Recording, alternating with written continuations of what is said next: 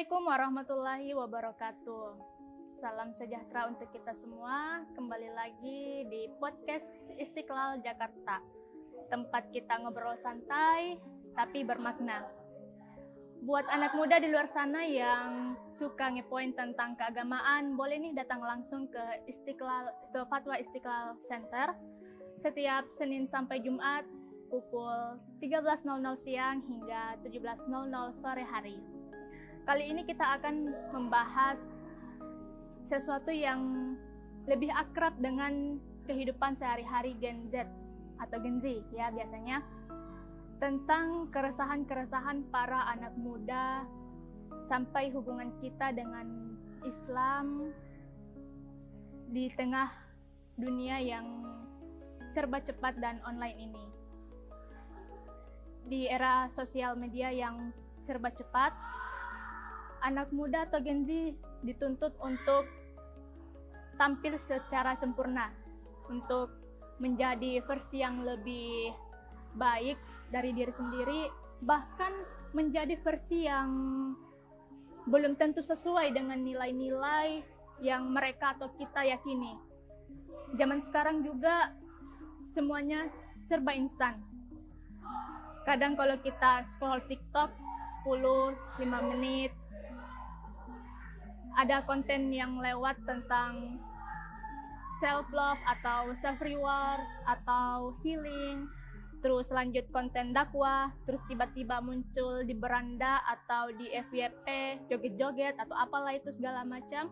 Nah, tren self-love atau healing ini sebenarnya di mana posisi agama atau spiritualitas buat Gen Z sekarang? Gimana sih pandangan Islam tentang hal tersebut, Pak Kiai? Ya. Terima kasih. Iya, terima kasih. Bismillah, wassalatu wassalamu ala rasulillah. Jadi yang pertama selalu kita angkat bahwa manusia itu kan punya dua dimensi ya. Iya. Jadi kita ada dimensi fisik, ada dimensi spirit ya, ruh dengan jasad gitu. Iya. Dan masing-masing ada keluhan, ada problemnya ya. Jadi ketika misalnya seseorang itu galau, ini alarm. Ini jadi alarm ya.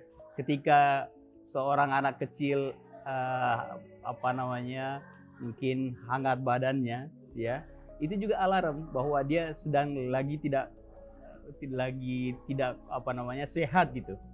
Jadi ketika galau, nah di sini bagaimana menyalurkan, memberikan solusi. Nah di sini mungkin agama akan memberikan sesuatu yang sangat bermanfaat ya. Jadi intinya itu adalah sebuah alarm dan harus diarahkan ke arah yang memang proporsional ya. Jadi ketika kita mengalami misalnya tadi ya kurang sehat, kita akan ke dokter ya, ke klinik ya. Kalau spirit kita yang bermasalah, nah ini harus resep-resep keagamaan yang harus masuk ya.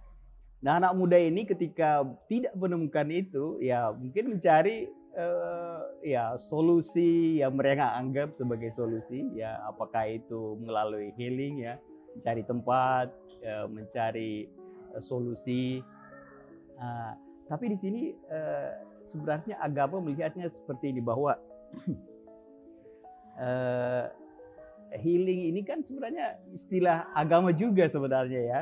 Ya meskipun kita dalam Islam mungkin punya istilah yang lain ya. Bagaimana mencari ketenangan ya, mencari bagaimana kita bisa menemukan keteduhan ya, sehingga kita bisa melalui persoalan-persoalan itu gitu. Jadi Islam melihatnya bahwa ini masalah spirit sebenarnya. Ketika gizi kita kurang, berefek pada fisik. Ketika gizi spirit kita kurang, hasilnya galau. Ya, jadi harus ada resep-resep dari agama sebenarnya. Jadi semestinya kita mengarahkannya ke hal yang positif.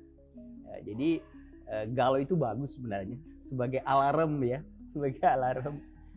Tapi bagaimana kita menindaklanjuti, memberikan solusi, itu di sini akarnya ya seperti itu kalau menurut saya. Jadi kenapa ada healing, ada self love misalnya ya. Jadi sehingga itu adalah salah satu cara untuk mengatasi kegalauan, keresahan. Ya, jadi seperti itu. Mungkin di awalnya seperti itu. Ya. Oh iya, baik. Terima kasih Pak Kiai. Nah, masih berhubungan dengan anak muda ini. Kadang tuh kalau lagi nongkrong atau lagi nongki anak muda itu sekarang, kalau tiba waktu sholat itu kadang punya rasa malu gitu untuk melakukan ibadah sholat. Bagaimana itu kalau seperti itu Pak Kiai? Ya. Kalau di depan teman-temannya, ya. Ya, jadi sebenarnya di sini mungkin ada dua motif ya. Ada beberapa motif, diantaranya mungkin yang paling dominan, ya motifnya apa? Kenapa malu gitu? Malu karena salat. Wah itu bahaya, tentunya sangat berbahaya kan. Kalau dianggap malu salat itu dianggap sebuah kekolotan, ya dianggap sebuah keterbelakangan, itu sangat tentunya sesuatu yang tidak baik ya. Tapi ketika malu dalam pengertian tidak ingin tampil ya di depan orang banyak, ketika melakukan sesuatu dianggap baik, itu sebenarnya di satu sisi ada pembenarannya ya, meskipun sebenarnya kalau kita ingin memberikan porsi yang lebih baik ya, Imam Al-Ghazali itu mengatakan begini bahwa ketika ada keinginan ya, misalnya kenapa kamu tidak sholat di depan orang banyak? Kenapa kamu tidak sholat sunnah misalnya di depan orang banyak? Apakah karena pertimbangannya karena orang lain atau karena apa? Jadi ketika kita mempertimbangkan orang lain, memasukkan orang lain sebagai salah satu pertimbangan tidak sholat sunat atau bahkan sholat sunat, ya jadi itu dua-duanya tidak kurang bagus. Ya jadi pertimbangan kita adalah karena Allah. Ya, jadi seperti itu. Jangan kita salat karena Allah, kita tidak salat karena Allah. Ya, jadi seperti itu. Nah, ketika terkait dengan salat wajib ya tentu itu tidak boleh terjadi. Ya, jadi jangan sampai merasa malu karena hanya tampil sebagai seorang yang taat ya. Ya, jadi saya rasa seperti itu. Tapi kalau misalnya sholat dengan sembunyi-sembunyi gitu, gimana? Ya, jadi di sini ada dua. Kita sholat fardu ya, salat wajib dengan salat sunat. Salat fardu ya biasanya sebaiknya kita dengan orang lain. Ya, jadi tentu pahalanya sangat besar ya. Kita sudah tahu semua bahwa salat berjamaah lebih besar ya, pahalanya 27 misalnya dibanding satu ketika sholat sendiri ya. Jadi ketika salat sunat, nah itu tadi, jadi kembalinya ke yang wacana kita yang pertama. Jadi ketika salat karena pertimbangan orang lain atau salat karena pertimbangan orang lain, itu dua-duanya tidak benar ya. Jadi kita salat karena Allah. Nah, jadi kita harus membedakan antara dua hal, yaitu salat fardu ya. Salat fardu dalam kondisi apapun kita harus harus melakukannya. Iya. Ya. Sama ini Pak Kiai, kalau anak muda itu apalagi terlebih lagi mahasiswa, kalau sibuk dengan kegiatan organisasinya, dia asal menjamak sholatnya. Apakah itu dibenarkan atau bagaimana? Karena selama ini yang saya tahu, kalau jamak sholat itu hanya musafir atau orang sakit saja gitu. Gimana tuh Pak Kiai? Jadi tentu menjamak sholat itu supaya bisa dilakukan tentu ada alasannya tentunya ya. Ada alasannya yang benar-benar mendesak ya. Ketika hanya karena kegiatan organisasi, saya rasa kita bisa menyempatkan diri ya, minta izin sebentar untuk untuk sholat hanya berapa menit ya. Jadi saya rasa kurang kuat untuk menjadi alasan ya. Kalau misalnya memang sangat sibuk ya, kita bisa sering kita berikan fatwa untuk membolehkan ketika memang dalam kondisi yang sangat sulit ya. Ya, jadi ketika dalam perjalanan mungkin dalam satu kota ya, kalau syarat umumnya ya kan dia harus dalam masafatul qasr ya sekitar 85 kilo ya. Alasan jarak ya, jarak untuk bisa menjama dan mengqasar salat ya. Tapi dalam sebuah hadis ya, dan ini menurut penjelasan ulama kita bahwa ini terkait dengan akhir zaman ya. Akhir sebuah fenomena di akhir zaman ketika sebuah kota misalnya ya, seperti saya pernah dengar kalau misalnya Chicago di Amerika itu panjangnya itu lebih dari 300 kilo. Jadi panjang sekali gitu. Jadi ketika ingin menerapkan kaidah-kaidah fikih dalam ini itu tidak boleh karena masih dalam satu kota. Jadi kebolehan mengqasar, menjamak salat itu harus keluar dari kota. Setelah itu baru ada jarak lagi 85 kilo. Jadi seperti itu. Nah, ada tentu alasan lain, ada hujan lebat, ya misalnya kalau hujan sehingga menghalangi kita untuk ikut berjamaah, yaitu membolehkan kita juga untuk menjamak, ya. Sepertinya kondisinya sebenarnya khususnya di perkotaan kurang terwujud ya, tidak terwujud ya. Nah, yang terwujud di kota ini adalah kesibukan dan jauhnya ya. Misalnya kalau saya bekerja di pusat kota Jakarta terus ingin pulang dalam waktu tertentu yang sangat sibuk ya, jam sibuk di transportasi membuat saya akan kesulitan mungkin untuk singgah ya dalam kondisi tertentu ya, tidak bisa digeneralisasi. Jadi dalam kondisi tertentu tidak akan membolehkan untuk menjamak. Tapi kalau misalnya ini peralihan dari sholat asar ke maghrib, ya. Nah itu kan tidak boleh menjamak sholat. Ya, betul. Apalagi terus kalau misalnya kita lagi di transportasi umum, bagaimana itu? Ya, jadi ketika dalam makanya sebenarnya harus pintar-pintar ya. Iya, lihat waktu juga. Lihat waktu. Ya. Jadi kita sebagai seorang muslim harus mengerti yang seperti itu. Kalau saya start dari sekarang, kira-kira saya bisa dapat nggak? Ya. Ya. Sama soal ini, ada misalnya kalau kita sama tadi keadaannya peralihan sholat asar ke maghrib, tapi kondisi pakaian kita ini sekiranya kurang bersih atau kurang menjamin untuk bisa melakukan sholat. Apakah kalau kita sholat di hujung waktu asar itu bagaimana pendapat Pak Kiai kalau soal itu? Jadi ketika masih dapat ya, artinya masih dapat waktu ya, itu nggak ada masalah. Ketika kita tidak sempat lagi dapat waktu, ketika kita misalnya menunda lagi sholatnya dan kita terpaksa menggunakan pakaian yang kurang bersih, jadi kita ada dalam fikih ada namanya faqidut tahurain. Jadi faqidut tahurain ya artinya apakah tidak bisa berwudu karena tidak ada alatnya, tidak ada airnya, kemudian tidak, khususnya dalam Syafi'iyah ada untuk tayamum juga ada syarat-syaratnya.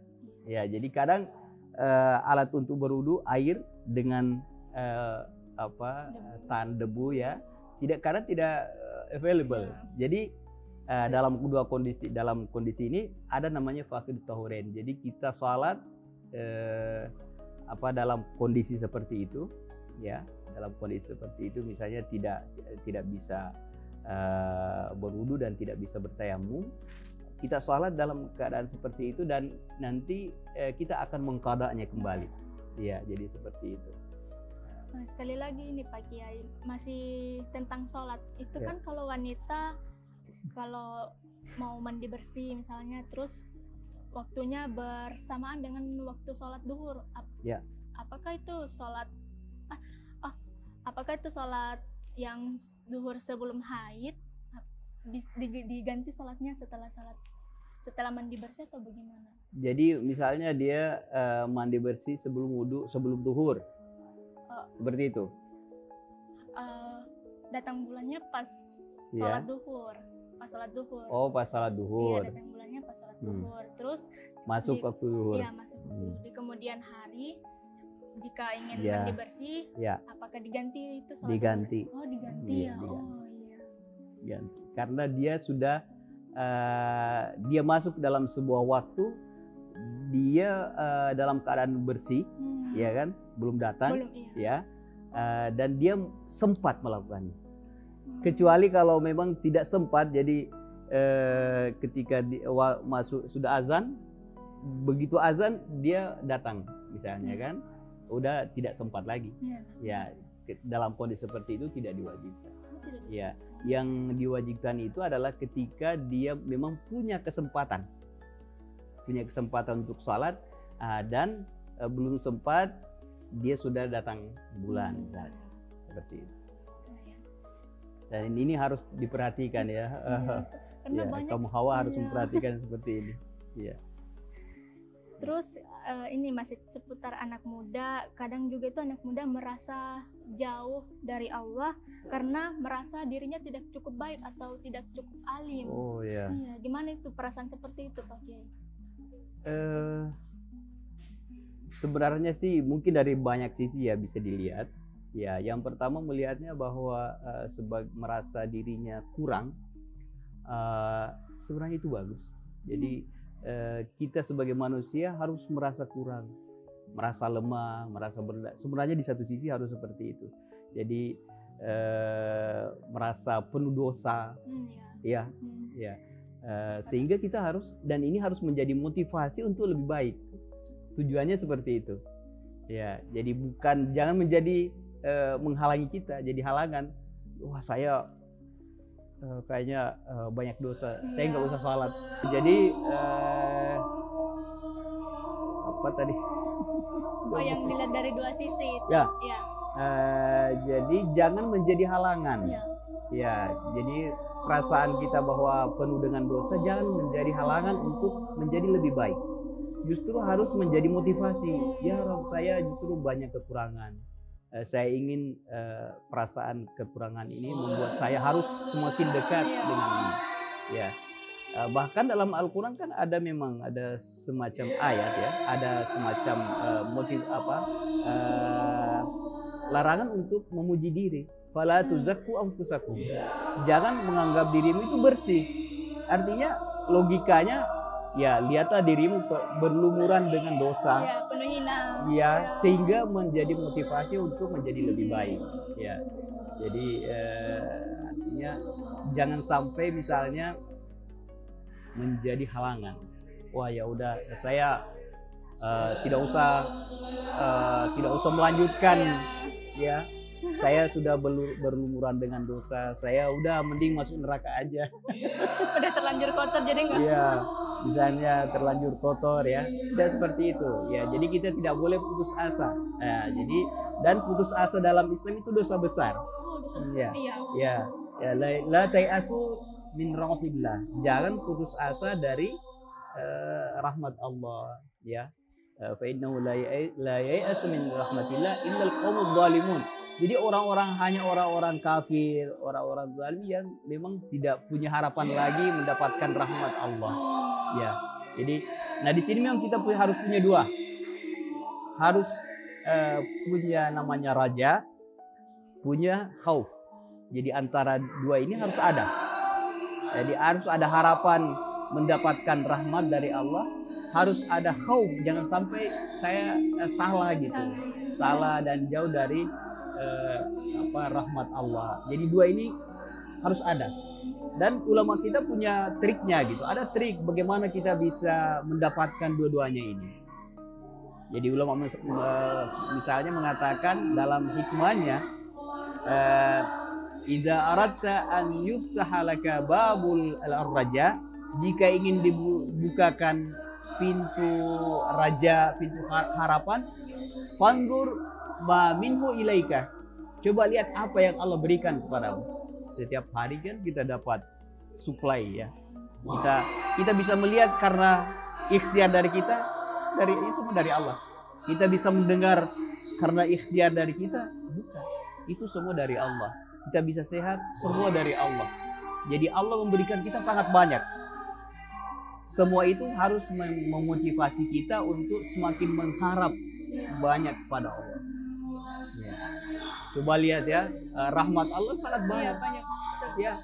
Dan bukan cuma kita yang dapat, orang kafir pun dapat. Ya.